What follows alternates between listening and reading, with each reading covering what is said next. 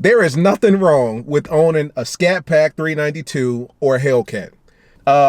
That's the negative attention, man, is the fact that you are literally driving around town with the bullseye on the back of your car. Not only from criminals either, cops as well.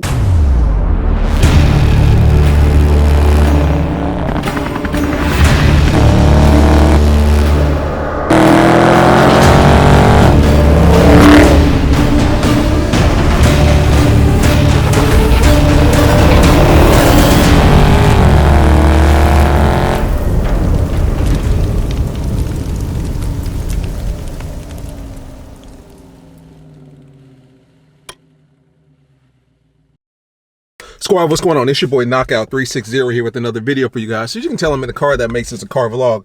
Let me get a little air in here, man. I'm not even going front. It's your boy Knockout 360, man. Car content, car shows, car reviews, car meets, anything and everything car related happens on this channel, man. So if you're into that, make sure that you stick around because you're in the right place, right? For everyone else, hit that subscribe button as well as that notification bell so that you know what's coming out and when it's coming out, right? So boom, let me get into it, man. Let me go ahead and preface by saying this. There is nothing wrong with owning a SCAT PACK 392 or a Hellcat.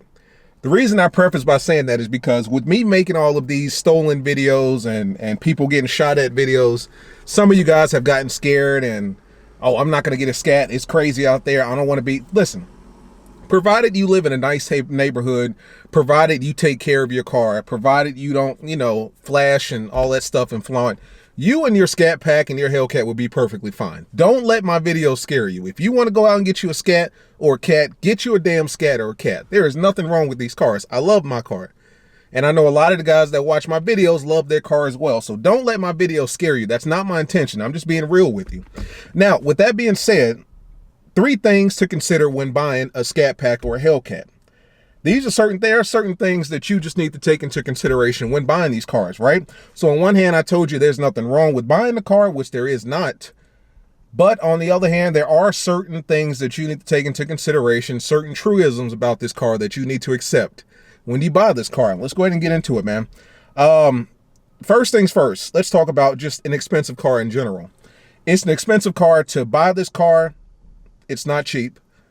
I know people that have paid north of $55,000 for a SCAT PACK. Now, mind you, you're paying $55,000 for a Dodge, a Chrysler product, essentially. A lot of people can't wrap their head around that. For some reason, they feel like, oh, Chrysler, I'm not paying $55,000. Well, when you've got a 500 horsepower engine under the hood of your car and you've got 310s and 315 wide tires and you've got a car that can do 0 to 60 in 3 point whatever seconds, $55,000 sounds about right. For a Hellcat, obviously, you're paying 80 to 90, maybe even 100 if you're looking at the red eyes or the demons. But needless to say, buying one of these cars are an expensive. It's expensive, and that's something you need to take into consideration. It's expensive to buy this car, but more importantly than just buying it, it's expensive to own this car. What do I mean? This all goes into number one, just the expenses of owning this car. Gas is number one. That's the first thing you're going to realize. I've made videos in the past talking about how I'm getting like 18 to 19 to 20 miles to the gallon. That's not the case now. That was, pre, turning up and pre having fun and all that stuff, being conservative with this car. It's hard to be conservative with the car that gives you 500 plus horsepower, that gives you 700 plus horsepower.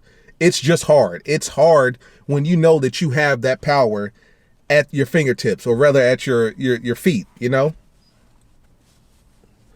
It's hard to be conservative when you have that kind of power at your disposal. For no reason at all, I'll just be on the highway and take off. If I find out there's a little bit of room between my car and the car in front of me, I'll just take off just to see my damn car, just to see my odometer go from 60 to 100, just to hear my engine and my exhaust, for no reason at all.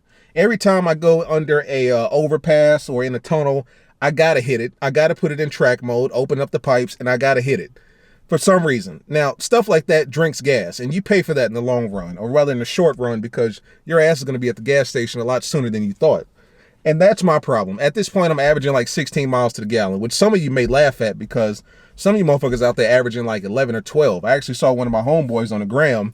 This motherfucker had like 11 miles to the gallon. And I'm like, what, do you ever stop? You know what I'm saying? Do you ever stop or do under 60? But that's beyond the point. So gas is expensive. Not only are you going to be at the gas pump more often, but you're paying top tier money for premium. You can't put no mid-grade, no regular in this car. If you do, your car is going back to the shop, and you're going to pay for that.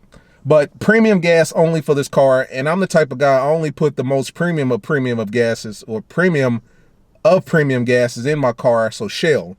I personally only like to put Shell gas in my car. For some reason, maybe it's just a mental thing, but I feel like I can tell the difference between Shell and like some off-brand shit. Because when I first bought this car, I have a favorite gas station that I go to that's always cheap, and it's like a mom and pop shop.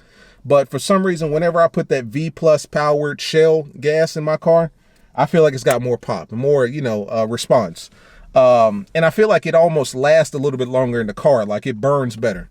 So with that being said, I'll only put Shell gasoline in my car. Shell, if you know anything about that, is top 2 most expensive gas stations ever. I think the most expensive is either BP or Exxon. I think it's Exxon, actually. Exxon might actually be the most expensive, but I put premium gas in my car, so I'm spending premium money. So not only am I at the gas pump more often, but I'm spending more at the gas pump when I go. Let's talk about just kind of the maintenance of owning a SCAT Pack or a Hellcat. Everything that you do to this car is going to cost you out the ass. Tire rotation, oil change. For me, this most recent time, I think I paid like $135. $135. So for all you guys out there driving V6s and you're getting your tires and your oil changed for like 60, 70 bucks, that used to be me with my V6, that's not the case anymore. You're going to have to double that. Some places are charging $150. And it doesn't matter where you go, to be quite honest with you. I mean, NTB does oil changes and tire rotations, and I think they charge $114, $120. So either way, you're coming well above $100 for an oil change and a tire rotation, Our cars use that 0 weight 40 oil, which, to my understanding is like that performance oil. So, and that's another thing you want to consider. The fact that you're going to be paying more for oil changes, and you're going to be getting your oil changes and tire rotations more often. Because when you beat on the cars the way that a lot of people do, you're going to need those oil changes sooner than later. You can't push this car in those 8,000 miles like you could a V6 or like you could a Honda Accord or a Toyota. This car is strictly between 3,000 to at max maybe 5,000 miles, and then you're going to need an oil change. So the old conventional idea of oil changes every 3,000 miles, that doesn't apply to modern day cars, but it does apply to big ass V8s. 3,000 to 5,000 is about all you should be getting in this car before you're changing the oil and your tires out, right? Tires, of course, are going to be more expensive. If you're driving a wide body, you're not putting anything less than 300 wide tires on this car. I went on simpletire.com. The cheapest tire that I found was, I want to say like 180, 190 a tire, maybe 200 a tire. So when you do the math on that, what's that, 200 times 4? $800 just for the tires, guys. $800 just for the tires out the door. And you're not beating that price anywhere, to be quite honest with you. If I start getting hot or start sweating, I mean, I'm in the middle of the damn sun. But it's expensive to own these cars, no matter how you cut it. If something happens to your car, something breaks, it's an SRT product. So it's creme de la creme. So you're going to be paying top dollar for that, provided it's, not under warranty. So yeah, it's expensive to own this car, period. So if you don't have disposable income just to literally throw, and I mean literally throw, this may not be the car for you, because it's expensive to purchase, it's expensive to own, and it's expensive to maintain, right? Number 2, what's that? Okay, so let's talk about the power and understanding the power and handling the power, harnessing the power. A lot of guys like to make jokes about SCAT packs being slow. They like to say things like snack packs and stuff like that. I call my car 500 horsepower because that's what my fucking Uconnect says. So whenever you hear me say 500 plus horsepower, I'm talking about the SCATs, but realistically 485 to the wheel, probably like 430, 440. But for the sake of this video, 500 horsepower. That's a lot of damn power, especially when it's rear wheel drive. If you're not used to that, if you're not coming from an RT or something comparable, and you're not expecting that, that could put you in a real bad situation, man. A lot of people want the power of a SCAT, but they don't quite know how to control it.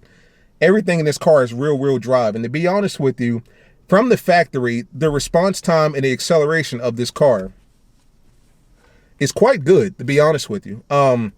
When you put this car in track mode, I mean, hovering over the pedal is enough to get it to go. You mash that thing down, it's going to send all 500 horsepower to 2 wheels. You are going to spin, and you're going to have to be able to accommodate that spin. You don't want to let that scare you or shake you up, rattle you. It's just a part of the car. The car is going to scream. You just need to get rid of that, or used to that, rather. A lot of people aren't used to the power of these cars. I mean, once you lose control of it, the car is going to do its best to get itself back in line. A car is meant to go straight.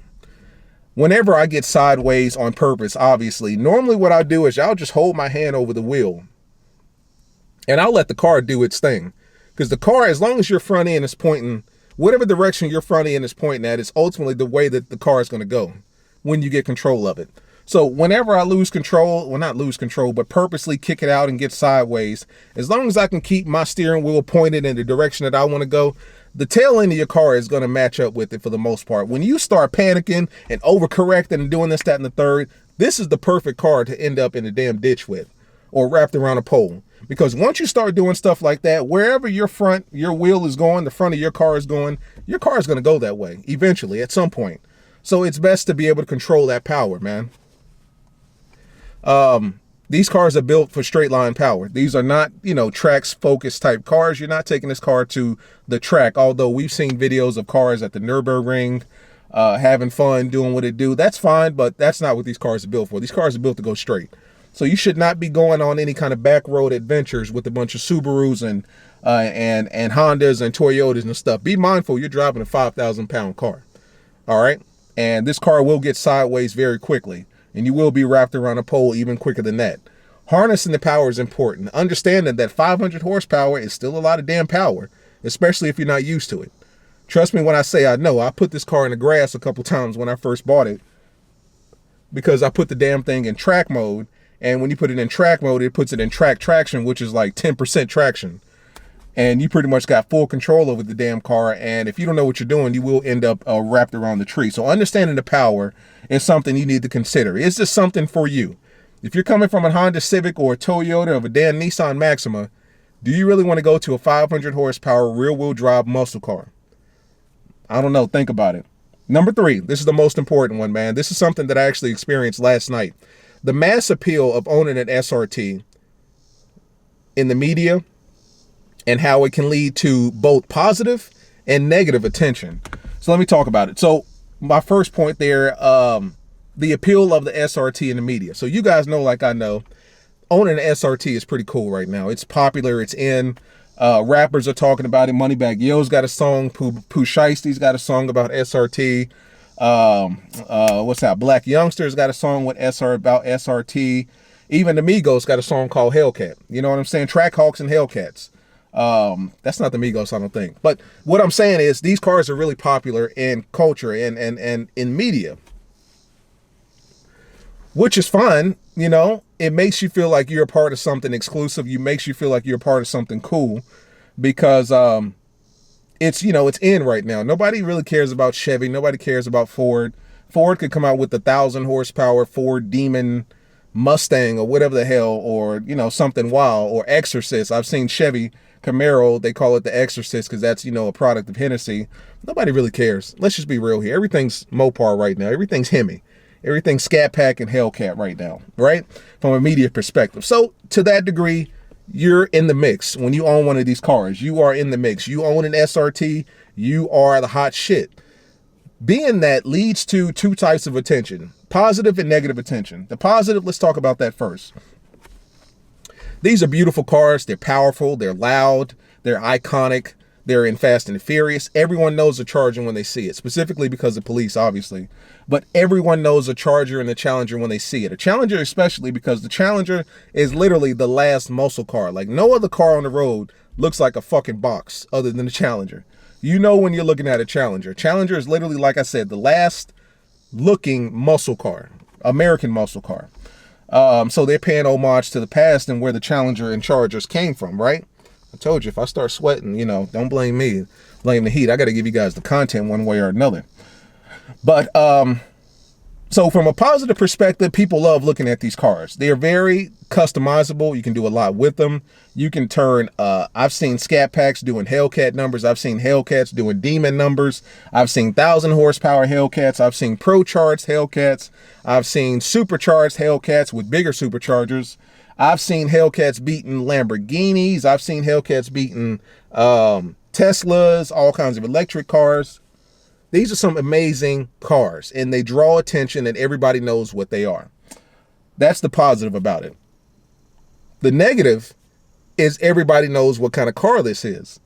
And because of that, you or your car or both could be a target, and you may not even know it.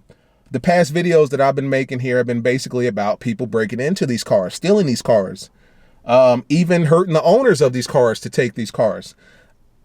The appeal of this car is so big and so wide as far as the variety of people that know about these cars.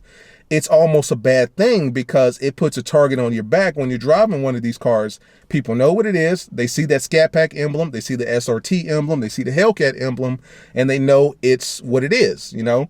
And as a result, people want that. They don't want to work for it, but they want that. So in other words, they want your car. They say that the Dodge Charger and the Challenger, but the Charger specifically, is top 5 most stolen cars in America. Which doesn't surprise me at all, because for one, like I said, the appeal, and two, how easy they are to break into.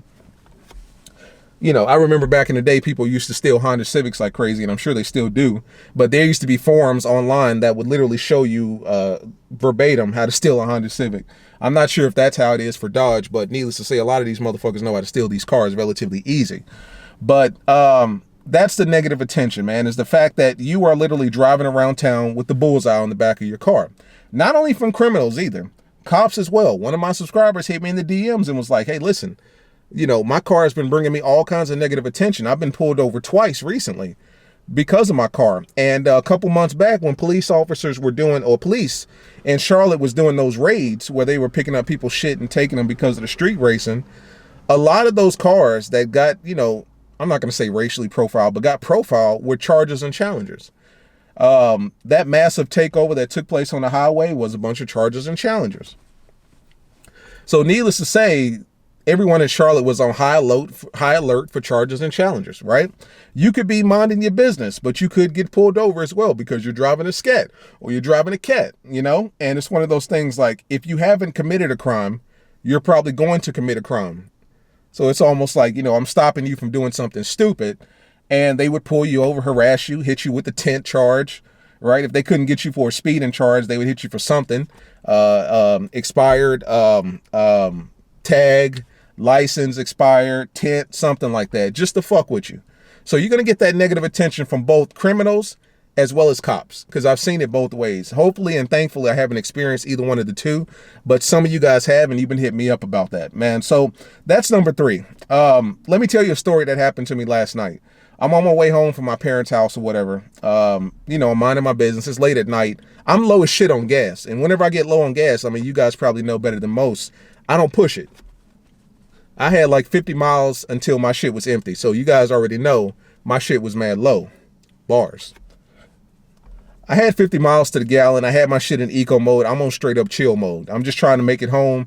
And then, you know, I'll go and get gas later on that next day, or today rather. So I'm on my way home. I'm chilling. Like you guys know, my car is pretty much, it's really customized as far as the tail light is concerned. And then my side markers are really bright. So you know it's a Charger. And then when you pull up to it and you see it's a wide body, you know it's a SCAT or a CAT. This old ass Impala, it had to be like a 08, 09. He had something done to his pipes because it was loud. I didn't even know the Impalas came in V8s back then. I thought that they stopped doing that, but apparently his was a V8 or something, but it was loud. I'm not thinking about no fucking Impala. Like, whatever, man. Go on about your business. I look in my rearview mirror. This motherfucker's flying up to me. I look in my rearview mirror. He's flying up to my bumper. You know what I'm saying? And I see him, and he's, you know, there was a car to the right, obviously my car, and there was a car in front of me, and I look in my rearview mirror and I see this guy flying up on my bumper or whatever. So I swerve off kind of in the grass a little bit. I didn't lose control of nothing, but I swerve off to give him room because I knew what he was going to do. I knew that he was going to fly up to my bumper and then switch lanes quickly on some stupid shit. He does just that. I swerve over, get in the grass a little bit, you know, and I come to. He slows down, pulls up beside me. My windows are tinted. You cannot see me. His windows were tinted. I cannot see him. Mind you, it's an old-ass Impala. I'm not racing a fucking Impala. And even if I were, I'm not doing it with 50 miles left on my damn car before it, you know, dies. or I run out of gas or whatever. So I'm like, whatever, man. So he pulls up next to me, slowing down. You know how guys do when it's time to go. We slow down, we get neck and neck, and then we go. And I'm like, man, whatever. So I'm waving him off to leave me the fuck alone, but obviously he can't see me. But he's trying to get me to go, and he's pulling up and inching up, and I'm like, man, go on ahead about your business. He starts moving into my fucking lane, like coming over all close to me and shit.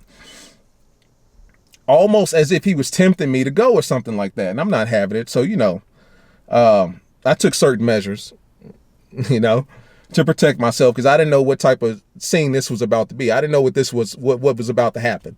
Did he just want to race me, or did he have something else nefarious in his mind that he wanted to do to me? So needless to say, I took a measure to protect myself, and I put it in the seat, right? I'm sorry, guys. It's hot as shit. I'm trying to give you a quick video, but it's hot as shit. And I just got to keep sweating and wiping myself. But he keeps swerving into my lane, inching closer to my car. I'm moving over. I speed up to get the hell away from him. He speeds up because now he thinks it's time to play. I slow down. He slows down. This went on for at least 2 or 3 lights. Long story short, eventually he had to turn and he left me the fuck alone. But I'm just thinking to myself, like, if that had been one of those situations where it had to escalate into something else, and I'm not even talking about no street racing, I'm talking about some straight up stupid shit, it would have all been because of the car that I'm driving, bringing that negative attention to me and, my car. Because of the car that I'm driving, it brings a lot of negative attention. I get that shit on a daily basis. Every single day that I drive this car, somebody wants to race me, whether it's another Charger or Challenger, whether it's a Mustang. I've seen people in BMWs fuck. But yeah, guys, real quick video here. I just wanted to give you kind of the top 3 things to consider before buying one of these cars, man. I say go get it, enjoy it, have fun, play with it, but be mindful of what comes with it, man. Not everything that comes with this car is positive, right? This car could be something fun, or it could be, something that could take you out of here, man. But as always, it's been your boy Knockout 360. I'll see you in the next one. Peace.